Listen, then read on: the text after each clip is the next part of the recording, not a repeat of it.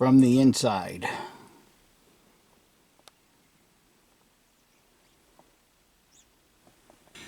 Well, good morning, friends. I hope everybody's doing well. And as you can tell, we're going to have a pretty foggy day today. And we have some storms coming in.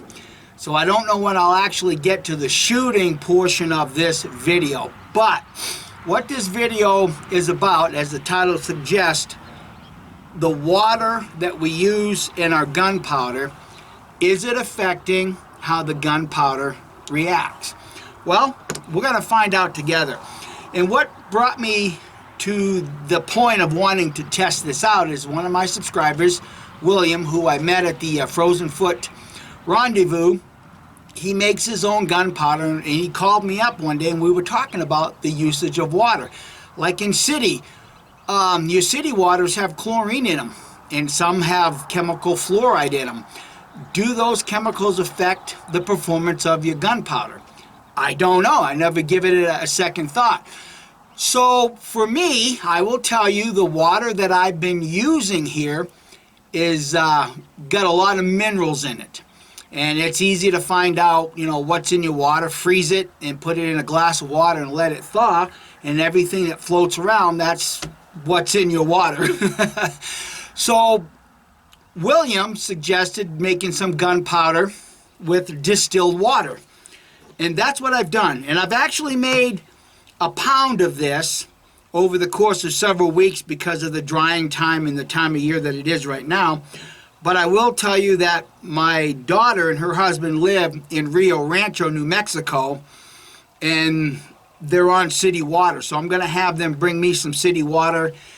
And I'm going to end up, you know, making whatever gunpowder I can. I'm probably not going to make more than just, you know, a half a batch or something like that. But anyhow, at that point, you know, I'll get the chronograph out here and we'll do some shooting just to see if there's any measurable difference between using city water and or groundwater and distilled water. Curious minds want to know.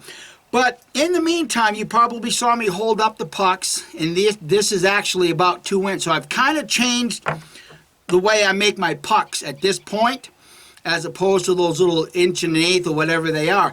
And you'll see that right here.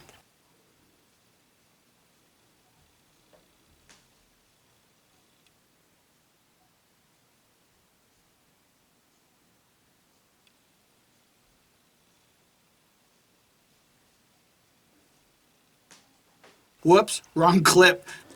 So wanting to make larger pucks, because in the past this is what I made my pucks out of, this little 1 inch tube, maybe 1 1/4 inch or something like that, and taking a engine valve, grinding it down to fit, and then using a piece of hardwood drilled all the way through.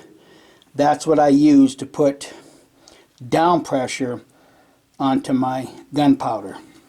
Being the resourceful kind of guy that I am, years ago a neighbor of mine gave me two 2-inch blocks of brass.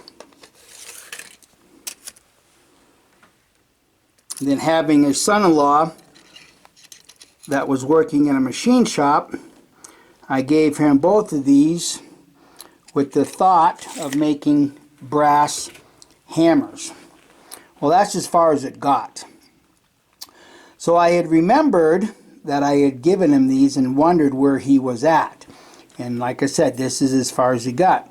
Now this being a little under 2 inches, I thought, perfect for making 2-inch pucks. Well, not having anything 2 inches in diameter, in fact, you'll see that that's quite larger than the diameter of what's been turned. That would make real sloppy pucks. So what I did is I cut a section of that off. Let me get moved around here. And I started by cutting 1/8 of an inch off. Went right down the center and then moved over the width of the blade and cut it.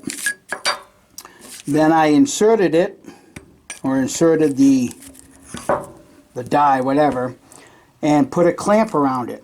And obviously my first attempt at it, I did not remove enough material, so I took another 1/8 inch off, clamped it back together, and then welded it.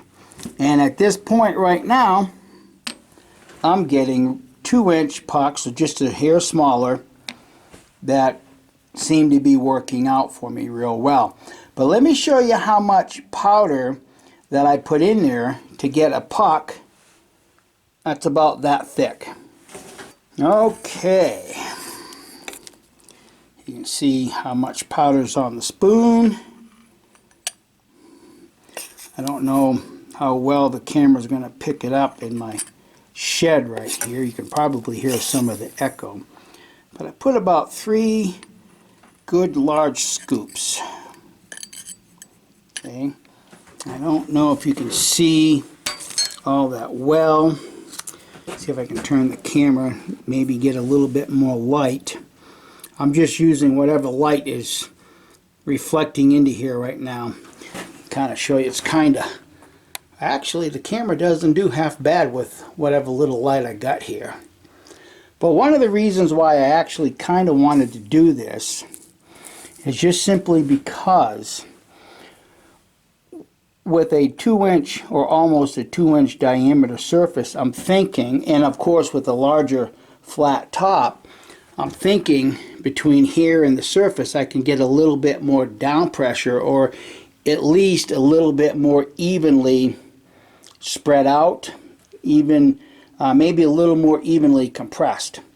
So let me get this in there, I'll compress it, and then I'll take the puck out and I'll show you how thick that puck was with that powder that I put in there.